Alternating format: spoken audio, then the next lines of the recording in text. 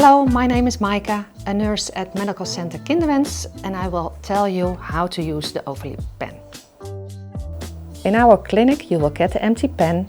At the pharmacy you will get the medication fluid, the needles and the sharp spin.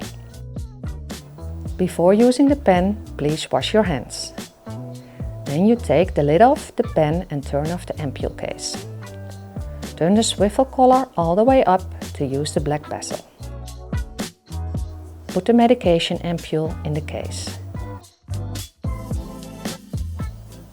Carefully place the bezel against the grey part of the ampule. Bring the two together and screw them all the way together. Then take the needle and take off the protective layer. Screw the needle straight on the pen. There are two tips on the needle for protection, a small and a bigger one. You can remove the big one and leave the small one in place for now. When you use the ampule for the first time, you have to check if the bezel is fixed correctly to the ampule. You can check this by turning the dosage button 2 clicks. Hold the pen up, take off the small tip, slide the green injection button upwards to see if some of the fluid is coming out of the needle. If so, the pen is ready to use. If not, you have to repeat the last step. Now you can turn the dosage button to the dosage your doctor prescribed you. You can see the dosage in the small window.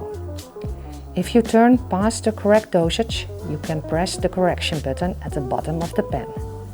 The pen will go back a few clicks.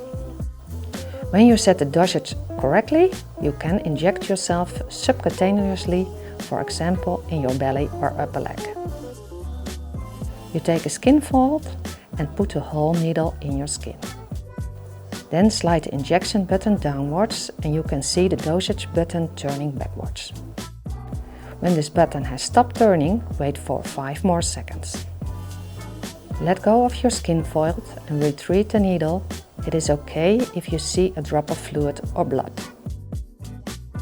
Now you can place the big protection tip back on the needle and turn the needle off. Put it in the sharp spin. The lid can be placed back on the pen and is now ready to use again.